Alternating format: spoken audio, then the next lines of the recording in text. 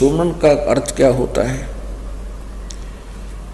आप जिन उपदेश ले लिया और स्मरण कर रहे हो आप, और साथ में कोई मर्यादा भी भंग कर रहे हो तो स्मरण नहीं लगेगा आपका।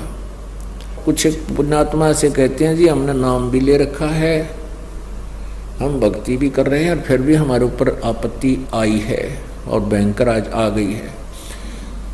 तो कहने का भाव ये है इस दास का कि उन्होंने सिमरन नहीं किया, सिमरन में मर्यादा में नहीं रहे। मर्यादा टूट जाने से ऐसी दिक्कत आ सकती है, अन्यथा नहीं आ सकती।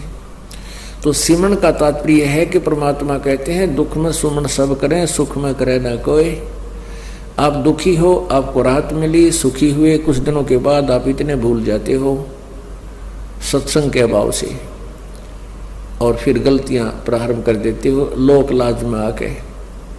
लोक लाज में आके गुरुजी के द्वारा दिए गए आदेश की अवहेलना कर देते हो, उल्लंघन कर देते हो, मर्यादा तोड़ देते हो तो काल का दाव लग जाता है। कुछ एक ऐसे भक्त हैं जिनके पिछले पुण्य अच्छे होते हैं और वो पुण्यों के कारण, पिछले पुण्य तो हैं ही, उन पुण्यों के कारण वो सुखी है। जिस इस नकली लोक में जिसको हम सुख मानते हैं वो संसारिक दृष्टि से सुखी है और उसने उपदेश भी ले लिया है। और एक ऐसा प्राणी है जिसके पूर्व जन्म के पुण्य गणे नहीं है, उस पर आपत्ति आ गई है। परमात्मा कबीर जी की शरण में यहाँ आ गया है, आने से उसने नाम लेने से लाभ शुरू हो गया है। तो कुछ दिनों के बाद उसको दुख आने बंद हो जाएंगे क्योंकि पुण्य बढ़ जाएंगे, पाप समाप्त कर देता है परमात्मा। तो फिर वो कुछ दिनों में उस दूसरे भक्त को देखा देखी कि दूसरा भक्त है, वो भी नाम लिए हुए है और वो भी मर्यादा तोड़ देता है, जो गुरुजी ने आदेश दे रखा है उसका उल्लंघन कर देता है, और देखता है कि उस पर कोई आपत्ति अभी आ नहीं रही। उसको देखकर वो स्वयं भी विचलित होकर के कोई मर्यादा भंग कर देता है। तो ऐसे फिर आपत्तियां फिर प्रारंभ हो जाती है। जिस व्यक्ति ने उपदेश भी ले रखा है और नाम भी खंडित कर दिया तो उस पर अब मंत्र उसका है नहीं उसके पास, इस नाम की कमाई बिल्कुल नहीं है। जिसने बीड़ी पी ली, शराब पी ली, मांस खा लिया या कोई आन उपासना कर ली या लोक लाज में आके परमात्मा वाले नियम से वो वंचित हो गया, तो उसकी भक्ति नहीं चल रही, उसके पिछले पुण्य चल रही है।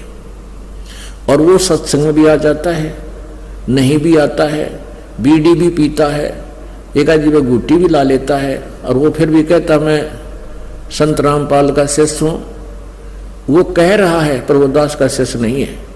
हाँ, उसके साथ क्या बनेगी? फिर एक ही दम इतनी आपत्ति आवेगी जब उसके पुण्य समाप्त हो जाएंगे, वो बक्कल उतरेगा और फिर वो व्यक्ति आकर के कहेगा कि मैंने तो नाम ले रखा था जी, हमारे घर पे भी ऐसी आपत्ति आ गई। तो वो ऐसा पापात्मा होगा कि आसपास के क्षेत्र के 10-5 कोई भक्त चारे हो नाम लेने के लिए श्रद्धालु, तो उनके लिए भी वो एक रोड़ा बन जाएगा। यो कहेंगे देखो उनका नाम ले रखा था, आज उनका इतनी आपत्ति आ गई।